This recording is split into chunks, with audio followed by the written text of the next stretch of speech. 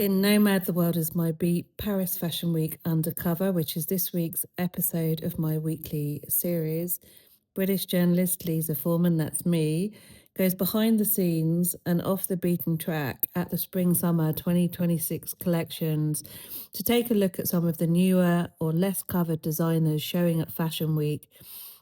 I rounded off the week at Vetements, catching up on my modern day celebrities, people like Tarzán Boy and the All Day Project and the Thai actor Bailey, people I'd never heard of before, that suddenly got me millions of views on my Instagram page.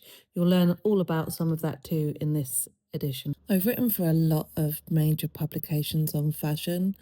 That includes the New York Times, the BBC, the Financial Times, Yahoo, Now Fashion, you name it.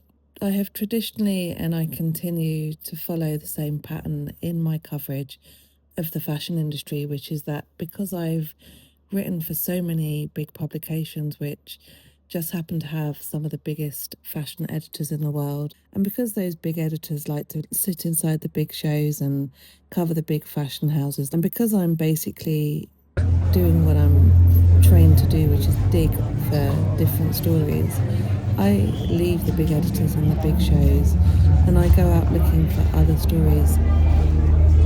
So this is Vetements. The scene outside is absolutely hysterical. Thank you to the guys at Vetements for including me in this show. It is actually cool. It's a cool brand, cool designer that came from the underground and went into the more mainstream at Balenciaga with Demna Gavasalia. I like this. Look, this is some building on the Champs-Elysees. I have never been inside. It's a big empty warehouse. There's some nice lighting, some paparazzi over there. And it's Vetements. We've got some stars in the house. Whoever they are. Although I really hate that part. But then that's because when I switched from doing film to fashion, I still do both actually. I thought it was such a breath of fresh air to escape the fashion world and the film festivals and all the celeb mayhem and be in a room with people I just didn't know. So there's much less celebrity here. I wish there was no celebrity, but after all, it is what helps brands sell and get recognised, because people don't have time, I guess, to go research. So they just follow what their heroes are doing. Anyway, here we are waiting for Vetements.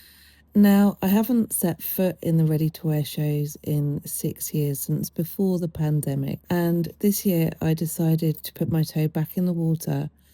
And I have spent a week going around visiting some of the smaller names on the schedule. I set out this year to do what I usually do, which is spend a lot of time at Sphere, which is the next generation showcase run by the Fashion Federation. On the one morning I had to go and visit Sphere, or in fact it was an afternoon, I was fully defeated by French protests, which saw the guards at the Palais de Tokyo ram shut the giant iron doors of this brutalist building in my face and leave me standing at the top of stairs with tons of protesters and police with giant guns in front of me. It was a terrifying moment. But I did make plenty of other discoveries this season.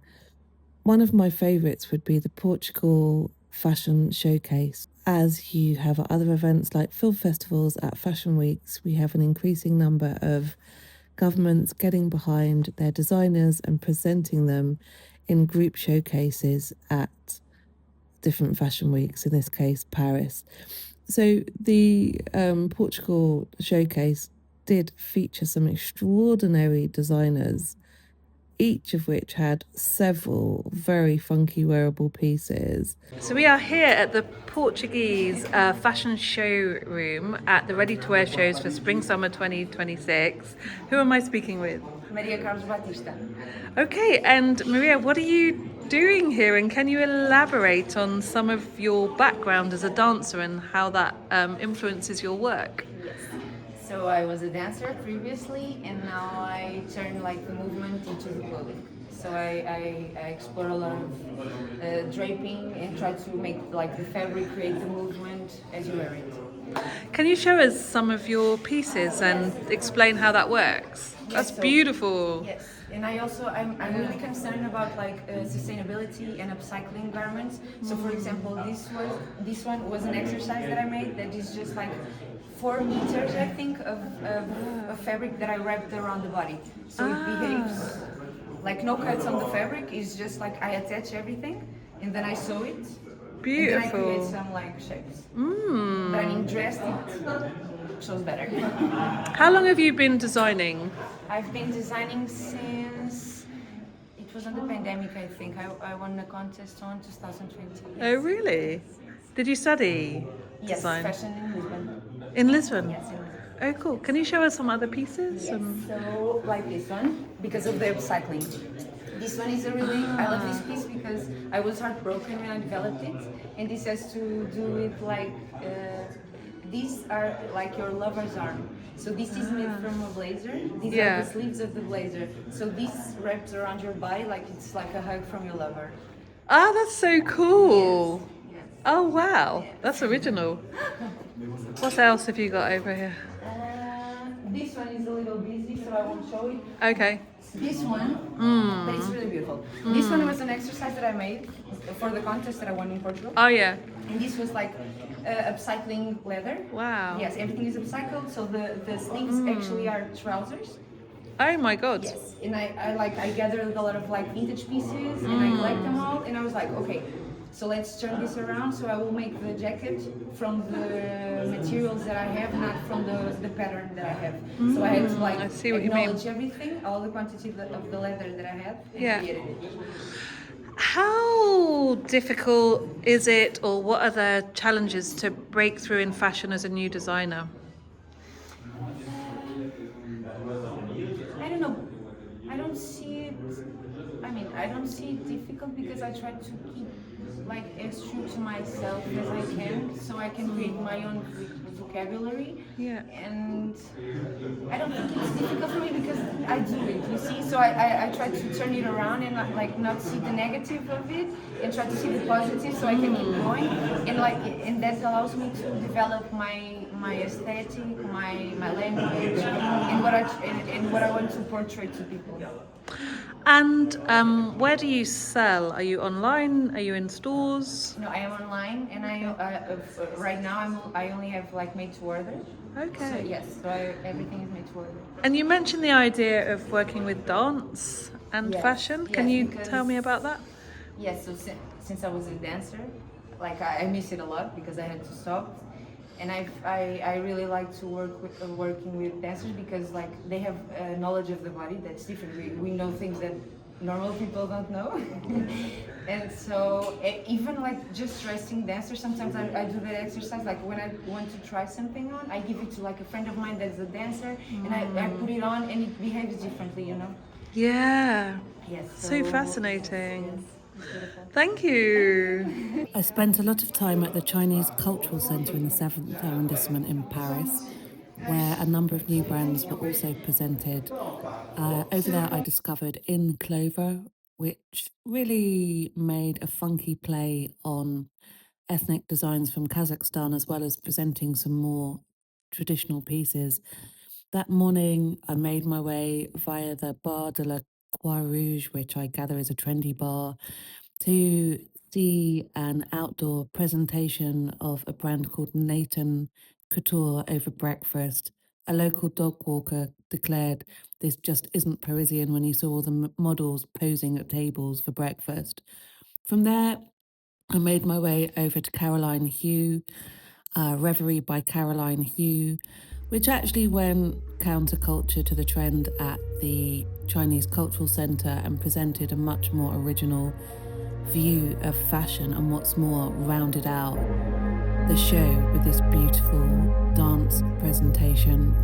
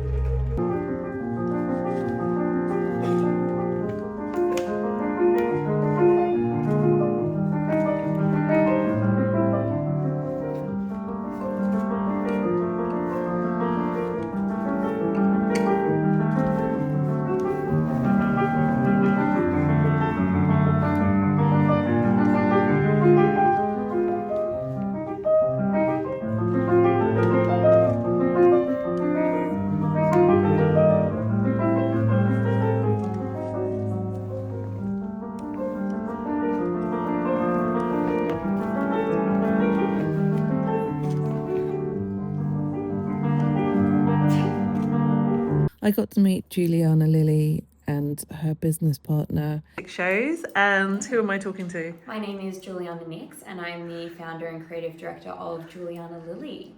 And this is our first time showing at Paris Fashion Week. Wow. So, very exciting.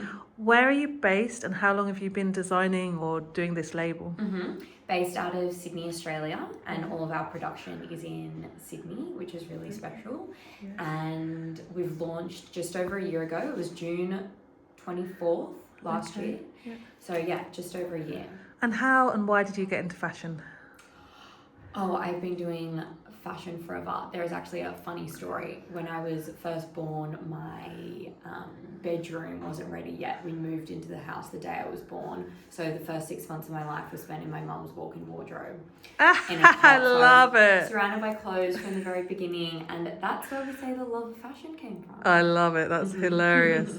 All right. So is this your spring-summer 2026 collection? So because this is our first time showing in Paris, we wanted to bring the entire brand to Paris. Yeah. So we have my 3 collections here. Wow. As well as a very exciting bridal capsule collection for the first time ever.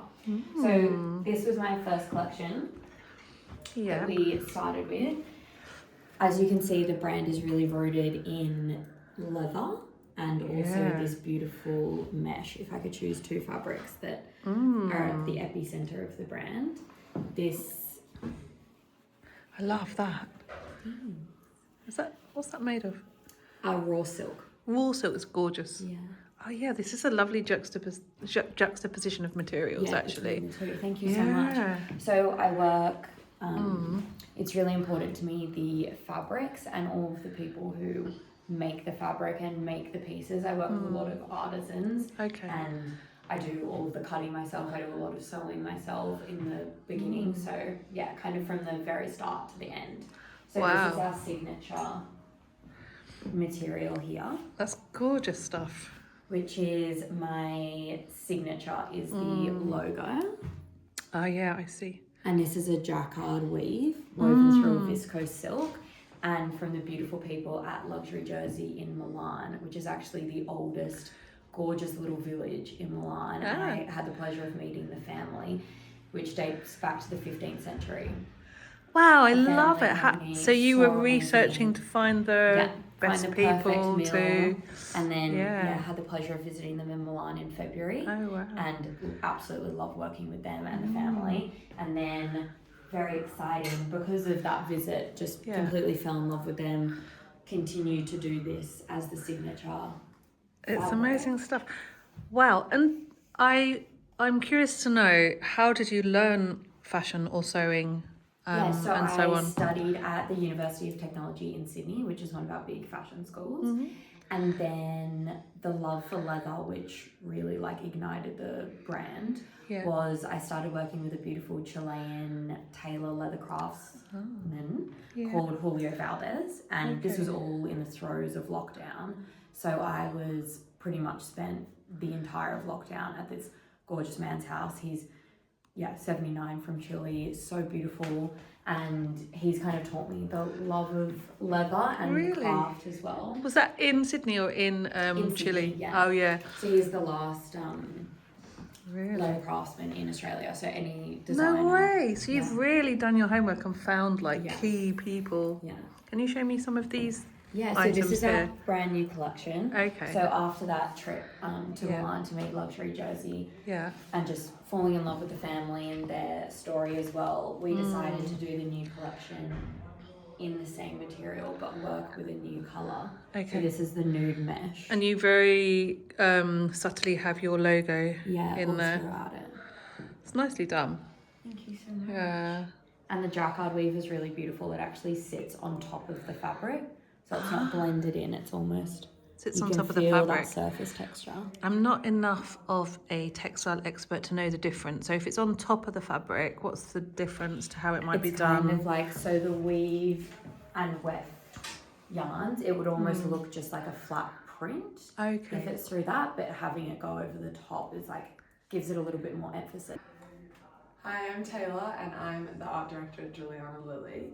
So it all started when Juliana and I met and we became she was bouncing off the Juliana Lily ideas with me, and then I was putting in my input, and then we got so excited that you ended up creating the brand, and then I moved in to her house. We love to keep everything in-house and do as much as we can ourselves, and then pretty much the only time we like outsource would be to someone like Julio, who is the best in the business. Like there's no point us trying, like we know our strengths and weaknesses, but we do like to keep almost everything in the house. Like for example, like together we design lookbooks. Like you could easily outsource that, but and all of the collateral, the sketches for the collateral, like I do all this imagery myself, and then Taylor puts it together. Okay.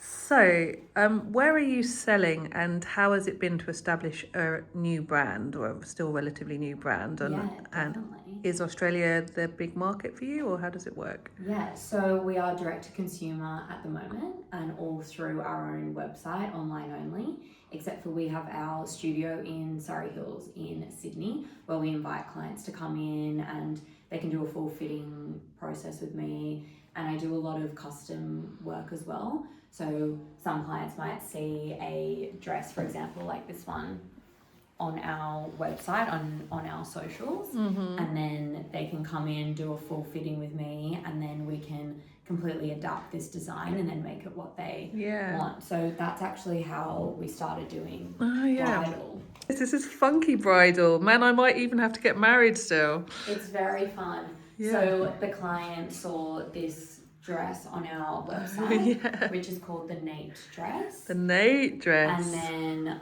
we adapted it into this beautiful gorgeous brocade organza fabric. Wow. So perfect for a fun second look or a beautiful. A lot of different things. And then we even manipulated it for a second wedding dress. Yeah. And it's a similar shape, but actually in the long gown. That is an exquisite dress. And also, I mean, you could wear that, like, it doesn't have to be just a wedding dress, does it? Yeah, like, that's a keeper. Like, you can, that is extraordinarily beautiful. And I went over to the Palais de Tokyo to interview a rising star of Korean fashion who'd worked at Balenciaga. Hi, this is KimHekim, the designer from KimHekim, and I'm doing my show in 30 minutes later, and so I hope you enjoy the show. How long have you been working on this collection? Actually, inspired by the good energy from the song I Feel Love by Sam Smith. And I wanted to reinterpret this vibe with our highlights from 9 years of journey. So if you can see the mood board, there is a pieces that is our highlights from 9 years. And then I wanted to try to reinterpret this in the neo-disco vibe. If you can see the silhouettes over here. So I wanted to bring some disco vibe from here, and also we got some silhouettes from Korean traditional outfits, very narrow top but voluminous bottom at the same time. Like your outfit? That's it, exactly. And then we also have these little details that you can see here. We always see the many motifs of hearts over here, and then transparent fabrics, and also we have some roses. And this time we did the collaboration with the acids. And here is 5 different materials in the same tone, and I wanted to stand out this heart symbol in a good tones of several materials, and it gives a good structure of the lines, and I think it's quite interesting. It's quite subtle as well. You have to actually be up close, I think, to see that. Yeah. How hard is it to come up with a theme as a fashion designer? Do you sit there for 3 months going, okay, what is my next theme, or is it easier? I always try to be very sensitive to everything around me, because sometimes the idea can come from the conversation that I have with my friends, Yeah, so the inspiration is everywhere. So I just need to be very sensitive to get and understand what I really like from it.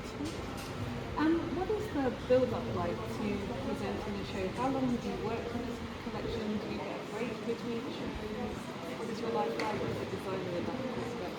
I'm really having fun to create something at my atelier with my team.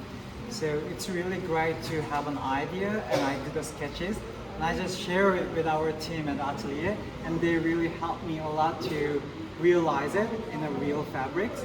And that moment is kind of magic for me to see how it's beautiful in real and how my idea come true. And so, for example, when you present this show today, what happens next? And when do you begin working on the next one? And are you then focusing on helping sell it, or in some way, or Of promote course, it? everything is planned. After show, of course, we need to do the showroom to get to show our collection to buyers, of course. And after that, our annual schedule is fully planned. So after this, I need to design the new capsule collection for the Christmas. For Christmas. Exactly. You know, it's Christmas is coming, so I have so many collections to design after this. So yeah, a lot of things to do. And so, coming back to this collection, it seems it's a mix of some heritage, some Korean traditional designs, a different era, 70s, and you mentioned the term neo-disco. Yeah. What is neo-disco? I think the disco was really big wave in the 70s, and I think the K-pop have same path a little bit because now we really enjoy to listen to K-pop. So I think I wanted to get something from my roots since I love K-pop as well. So I mixed the very fresh and lighter side of my collection with the disco vibe this time. So I think it's kind of new and it's not like dark disco but very light disco. If you go to show, if you go to see the show, you will understand what I'm saying because we have giant disco ball in the middle of daylight. So I think it gives very yeah. And finally, tell me about your grandmother. Did you learn fashion or sewing from your grandma? Yeah, when I was 7 years old, my grandmother taught me how to make the Korean traditional costume. Wow, at 7. Yeah, it was kind of game between my grandma and me, and I still remember that moment is really precious for me. Thank you very much. Thank you so much for coming. Yeah, And great to I meet hope you. you could stay and enjoy the show.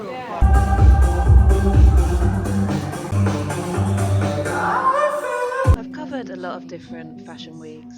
I think it's fair to say that once you get to Paris, anyone that's showing there knows exactly what they're doing. You're always going to see beautiful materials and cool design. It might not be your style, but it's going to be well done. It's going to be well cut. This is Tokischa. It's a Ukrainian brand. This was an unusual presentation with a reading, and they drew attention to the fact that on that day of the show it was an anniversary for the ongoing war in Ukraine. Ось твоя нова ліга чемпіонів. У лісі чи на вулиці розтрощеного міста. І знаєш, що найцікавіше? From there, I rounded out the week with the Vetements show. And in fact, that was another next gen experience because it allowed me to catch up on a whole bunch of fascinating young actors, TikTok stars, rap stars, Grammy winners, Tokischa, Ice Spice, Bright, Tarzán Boy, the All Day Project. Sorry, guys, I'd never heard of any of you, but I really enjoyed getting to witness you at the show and find out about not only the next generation of fashion, but also the next gen of talent.